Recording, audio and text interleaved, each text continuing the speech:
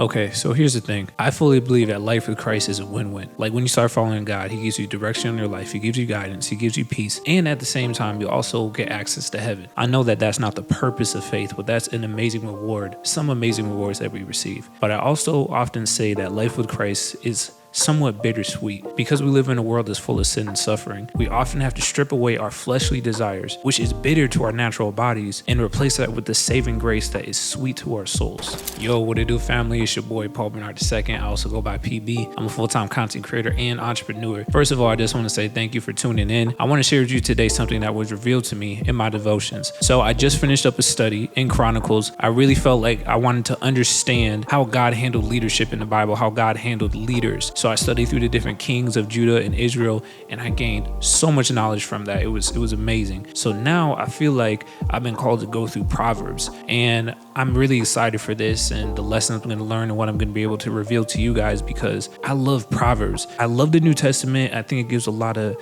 wisdom about growing in your faith. The letters of Paul are amazing. I really like Proverbs because Solomon, he was a king. He was extremely wealthy, and it says that he was the wisest man to ever live. And we literally have his words. We literally have his best teachings available to us in the Bible. So I was reading through the first chapter this morning, and there's a verse that stood out to me. Proverbs 1 verse 32. For the simple are killed by their turning away, and the complacency of fools destroys them. So I think this is a tough reality about being a Christian and about abiding with God, is that we have this now given responsibility to live based on our conviction and live based on the truth that we know. And this can be extremely tough because there are a lot of things that happen to us or things that we become aware of that we now have the responsibility to take an action on. So for example, someone that you love in your circle around you could be indulging in something that they think is right. It could be excessive drinking. It could be fornication. It could be any type of sin. And now because you have the truth inside of you, there's this conviction that you feel that you are obliged to say something about it or to appeal to them. And sometimes that even happens with people in your family. You may be the only Christian in your family, and even if you aren't the only Christian, everybody falls short of the glory of God. So even your parents, who are God-believing and God-fearing people, could be falling short and becoming complacent in their sin. And I think this is tough because as you get to understand the truth, it is harder to accept sin. As you get closer to God, it's harder to look at the world and not see how terrible and how wicked it truly is. So before I confuse this anymore, I want to read one more passage that may help clarify what I'm trying to communicate here. John 3 verse 20 and verse 21. For everyone who does wicked things hates the light and does not come to the light, lest his works should be exposed. But whoever does what is true comes to the light, so that it may be clearly seen that his works have been carried out in God. So the idea of complacency is such an important topic because what complacency really is, in my definition, it's self-granted satisfaction. It's basically saying that this is as good as it's gonna get. So if you are complacent in your own sin, that's basically saying that, God, I don't believe in your hope, or maybe I just don't believe that it's afforded to me, or I've tried and I just don't think there's a way out of this. And you're basically trusting in your own power and saying that you've tried everything, so that means it's done, dead, in the water.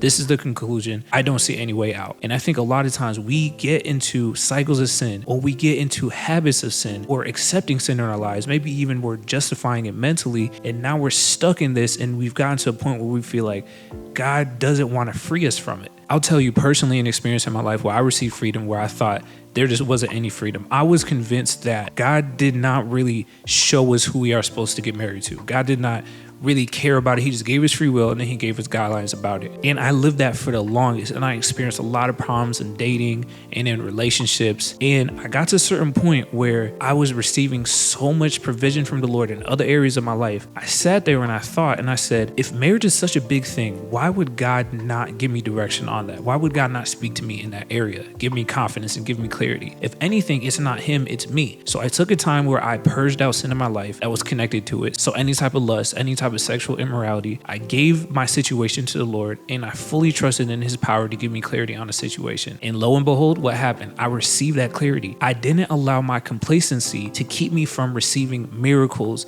and clarity and guidance in my life. And I think that may be where a lot of us are right now. There may be a sin cycle that we're stuck broken. There may be something that we're hiding in the dark. Like that verse says, whoever is true comes to the light so that their works may be seen that it is for God. If you think about dark places, when we hide in the dark, when sins happen in the dark, that's where mold grows and nasty creatures like rats and insects and bugs and spiders and all of that. The dark, it's symbolic in this verse, but if you actually think about it, when we are in the dark and we try to hide what we're dealing with, we have no opportunity for Jesus, who is the light, to come in and cleanse that. And that's based on our decision to not bring that thing to the light. It's not based on God's inability to free you from that thing. Fools are destroyed by complacency. I think early on in my career as an entrepreneur, when I was working at Best Buy, I was working at 9 to 5. I was 18, 19 years old. And even then I had a lot of coworkers who were older than me. They'd been working there 5, 10, 15 years. And a lot of times they didn't really understand my passion for starting a business. They didn't understand why I would wake up before work, why I would stay up late after work, why I wouldn't go out and drink and smoke and do all these different things. And I was determined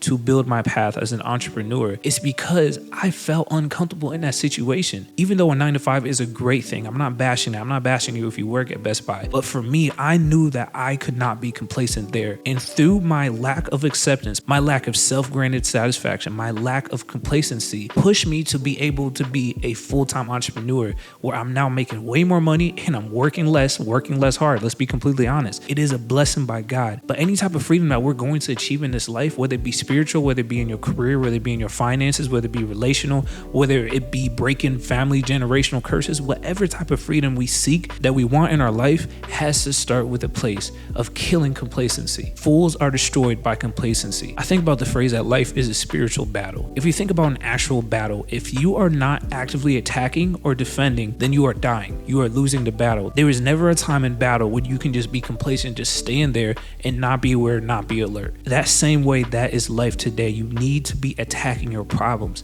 We have an obligation to live based on our conviction. If God has given you conviction, if you have read the Bible, read the truth, and understood what the Bible says, and there's something in your life that you have not addressed, that you just put to the side because either you think it's too hard, or you think there's no way out, that's where you need to focus your attention, because from that freedom comes the true grace of God. I think too many of us right now are complacent with not receiving miracles in our life, with not seeing the almighty power of God work in our life. He can take you from 0 to 100. It's not for the purpose of wealth and personal possession, but it is for the purpose of strengthening your faith. It is for the purpose of testimony, so that through that breakthrough, you can then have your testimony told to other people and they can receive breakthrough. They can grow in their faith. But if you are complacent, thinking that, oh, my lust, my addiction, my sin cycle that I'm in is just where I am and I've tried. If you are complacent there and you're just putting power in your own strength, you are significantly missing out on the power of God. He is capable and he is willing, and it's just a matter of if you actually believe it. I'm telling y'all, this is a lesson I'm going to stamp in my head. Complacency. Fools are destroyed